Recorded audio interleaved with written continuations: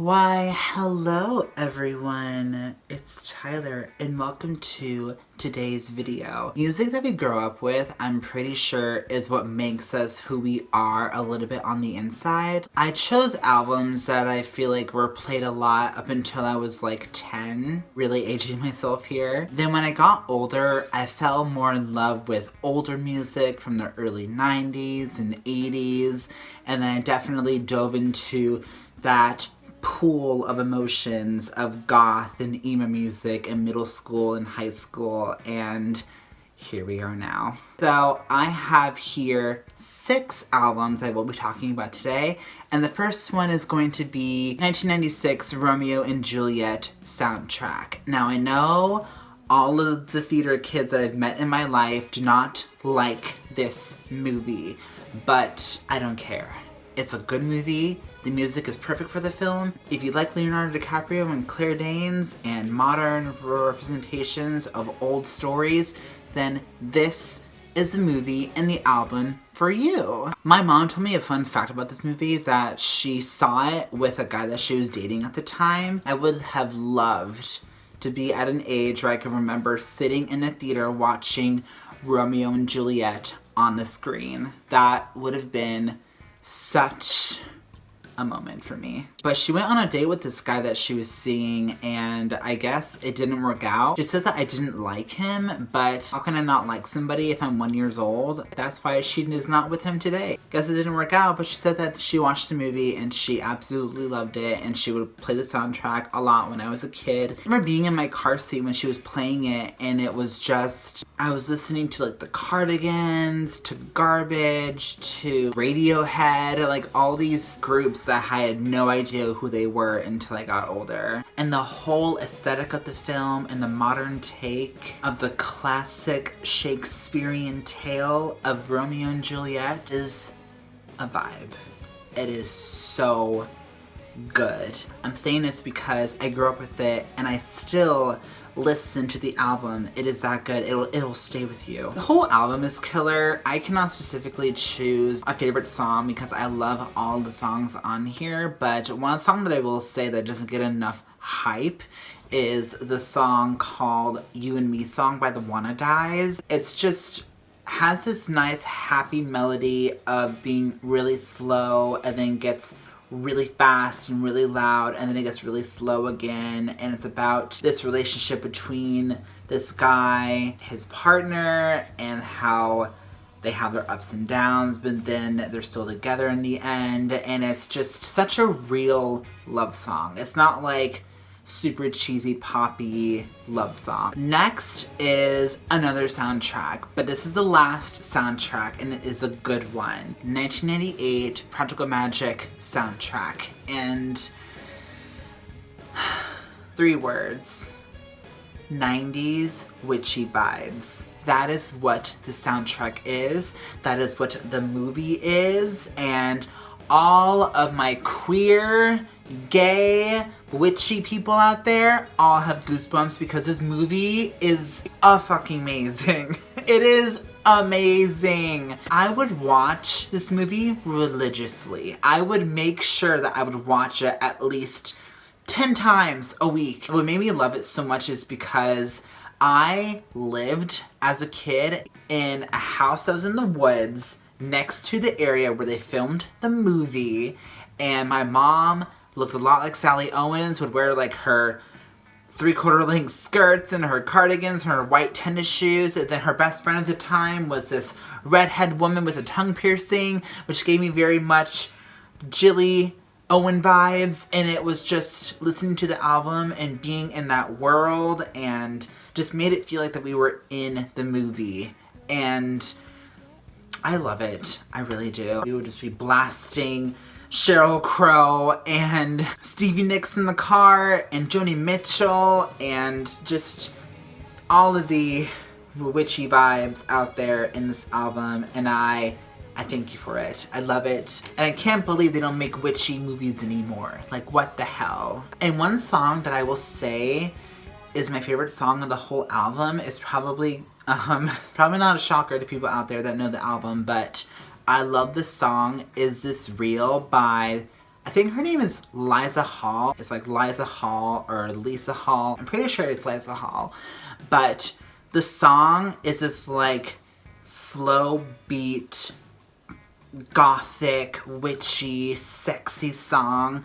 And it's played in the movie where Jilly Owens is walking down the hallway and then her boyfriend Jimmy puts a blindfold around her in a very like seductive, sexy way. And that is just so hot. I know that Jimmy was terrible, but come on, he was hot, daddy. Next album is 2002, Let Go by Avril Lavigne. This is Avril Lavigne's first album, her first introduction to the world, and it was just everything I could have asked for. I was 7. Yeah, I was 7 years old when this album came out, and I was already rocking to it and listening to Complicated and Skater Boy in the car. One song that I really love to this day from that album is I'm With You, which I feel like was popular at the time it came out, but I didn't really know what it meant until I got older. Nowadays, I would say my favorite song is probably going to be Losing Grip, which is the first track, and it is just punk rock skater girl coming out full force and being angry at your parents and at the world and at your boyfriend. But I was 7, so I didn't really know what that meant. But as I got older and I would listen to it, I'm like, okay, yes, this is a fucking vibe, bitch. I am here for it. I am here for your angry message to the world, okay? If you like punky, alternative, angry skater girl music, get Let Go by Avril Lavigne. Now, a complete switch of music. 2003, Metamorphosis by Hilary Duff. Okay, I know what you're saying. This album is very girly and very, very different from the albums I listed previously.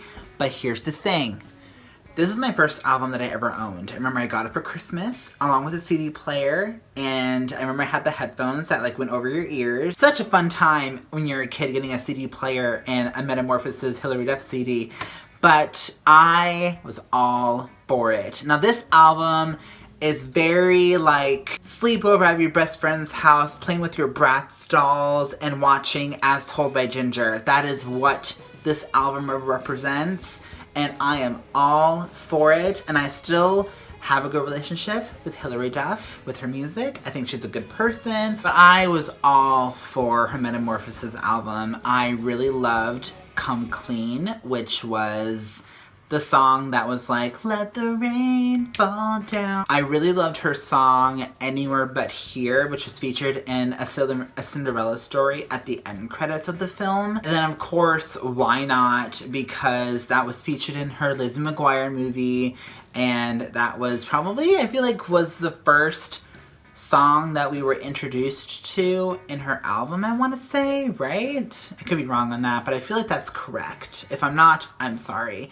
And then a song that she did not like singing on the album that I've heard is called The Math, and it's a very like cheesy Disney song, and I'll give you some of the lyrics. It's like, it goes, if you can't do the math, then get out of the equation. Like, that is just what the lyrics are. It's very cheesy, very like, I'm a Disney Channel girl, and I'm bad influence, but I'm also singing about math, and just, it's a really weird mix of sounds in that song and aesthetic and vibes. Next we have 2004, Speak by Lindsay Lohan. Now, I don't know what happened, but I played the hell out of this album. I played it so much that the CD broke and I had to get another one. And just because I listened to it too much, and it broke. I don't know what it is, but I had an obsession with Lindsay Lohan growing up, and I feel like there's a lot of gay guys out there that had an obsession with Lindsay Lohan. Why? Why is that?